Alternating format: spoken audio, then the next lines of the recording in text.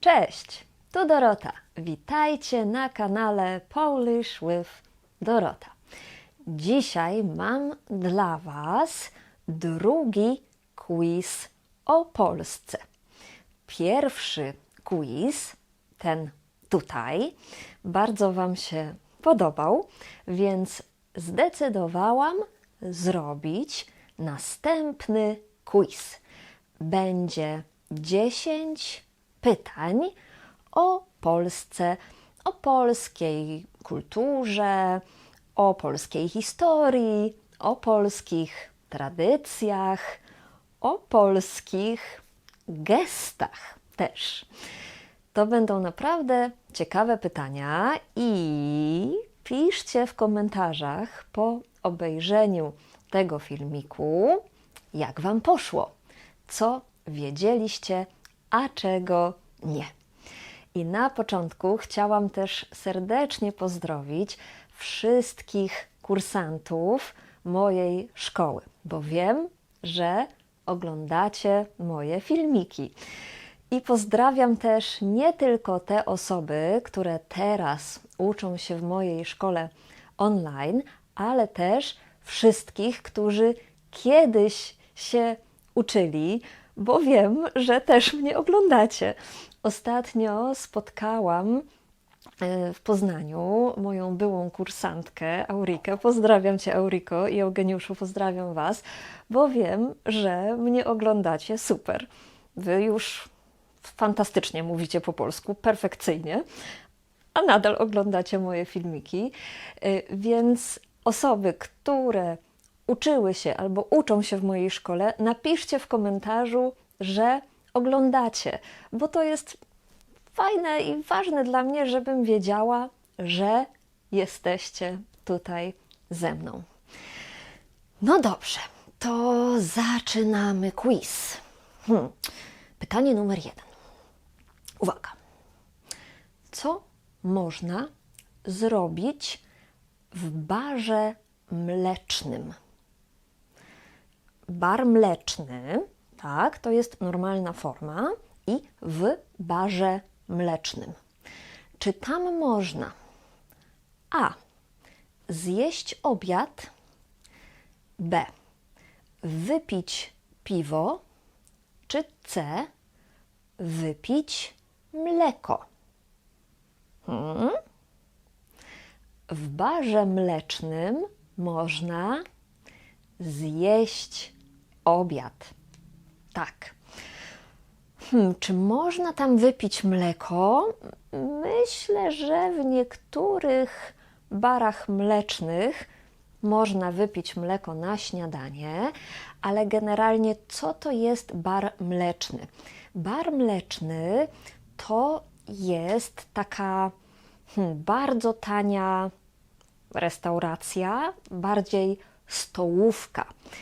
To jest miejsce, gdzie można zjeść naprawdę tanio taki domowy obiad, na przykład kotlet schabowy z ziemniakami, zupę, pierogi, czyli generalnie polską kuchnię. Można tam zjeść dania polskiej kuchni.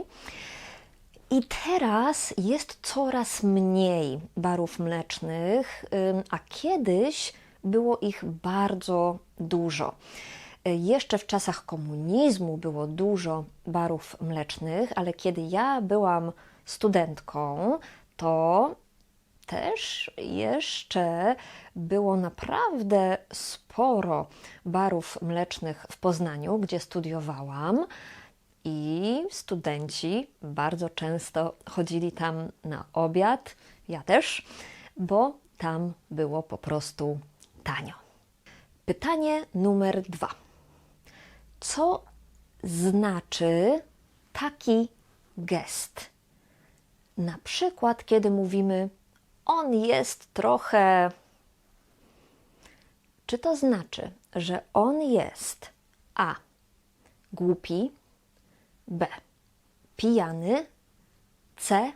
zdenerwowany?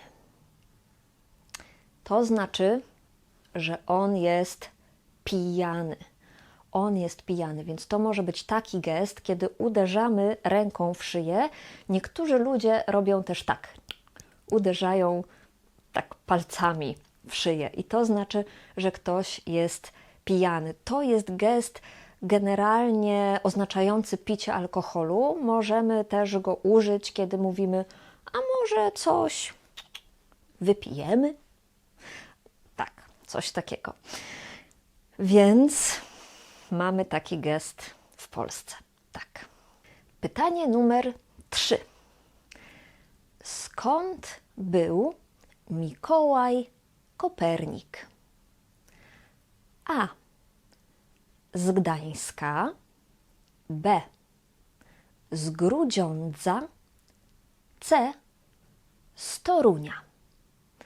Skąd był Mikołaj Kopernik, który był sławnym, to znaczy znanym, popularnym, sławnym astronomem i też był politykiem tak naprawdę. On był z Torunia. Tak, Mikołaj Kopernik urodził się w Toruniu i tam też jest jego muzeum. I teraz pytanie numer 4, właśnie związane z Toruniem. Z jakich słodyczy słynie Toruń? Z jakich słodyczy słynie Toruń? To znaczy, jakie są takie bardzo znane, popularne słodycze z Torunia. Czy są to A. Kremówki, B. Rogale świętomarcińskie, czy C. Pierniki? Wiecie? W Toruniu są pierniki. Mówimy nawet o te znane toruńskie pierniki. Jeśli jedziecie do Torunia, to musicie przywieźć swojej rodzinie albo swoim znajomym w prezencie pierniki, oczywiście. A kremówki to są takie ciastka, desery, to wygląda tak. I kremówka to był ulubiony deser Jana Pawła II, czyli Karola Wojtyły, bo tak nazywał się naprawdę Jan Paweł II, który był papieżem, a pochodził z Polski. Dokładnie Jan Paweł II pochodził z miejscowości, która nazywa się Wadowice i tam możecie kupić kremówki. A rogale świętomarcińskie to typowy przysmak. Przysmak to jest coś takiego bardzo dobrego, bardzo smacznego. Rogale świętomarcińskie to typowy przysmak z Poznania. Są naprawdę bardzo dobre, ale bardzo duże i kaloryczne. No dobrze, i teraz następne pytanie. Pytanie numer 5. To będzie pytanie z polskiej historii. Co zdarzyło się 10 kwietnia 2010 roku? A. Katastrofa smoleńska. B. Zmarł papież Jan Paweł II. C. Lech Wałęsa dostał pokojową Nagrodę Nobla. Czy wiecie? 10 kwietnia 2010 roku miała miejsce katastrofa smoleńska. To była straszna katastrofa lotnicza, w której zginęło 96 osób, w tym prezydent Polski Lech Kaczyński i jego żona Maria, ale też wiele innych osób. To były różne osoby, i politycy, i po prostu inni Polacy. Niestety tak się zdarzyło. To było w 2010 roku. A Jan Paweł II zmarł 2 kwietnia 2005 roku. Lech Wałęsa dostał pokojową Nagrodę Nobla 5 października 1983 roku. Była historia Polski, a teraz geografia. Pytanie numer 6. Jak się nazywa region w Polsce, w którym jest bardzo dużo pięknych jezior? Ten region jest w północno-wschodniej Polsce. Czy ten region to A. Podlasie, B. Roztocze, czy C. Mazury? Ten region to Mazury. Tak. I uwaga, Mazury to słowo w liczbie mnogiej. Tak, tylko w liczbie mnogiej. Dlatego mówimy byłam na Mazurach. Albo jadę na Mazury. A czy wy byliście na Mazurach? Ja byłam tylko raz i bardzo krótko. Chciałabym kiedyś jeszcze pojechać, ale słyszałam, że jest to naprawdę piękny region. Ja zobaczyłam tylko mały kawałek. Była historia, była geografia, a teraz polskie tradycje. Co robimy w dzień, który nazywa się Śmigus Dyngus? Czy dajemy sobie prezenty, czy robimy sobie żarty, czy C. polewamy się wodą? Śmigus Dyngus to jest taki dzień, który inaczej nazywa się Lany Poniedziałek. To jest drugi dzień Wielkanocy i tego dnia polewamy się wodą. Tak, mamy taki zwyczaj. Jeśli chcecie wiedzieć więcej o polskich tradycjach wielkanocnych, to obejrzyjcie mój filmik na ten temat. Link oczywiście jest w opisie. A kiedy robimy sobie żarty, żartujemy 1 kwietnia i ten dzień nazywa się Prima Aprilis.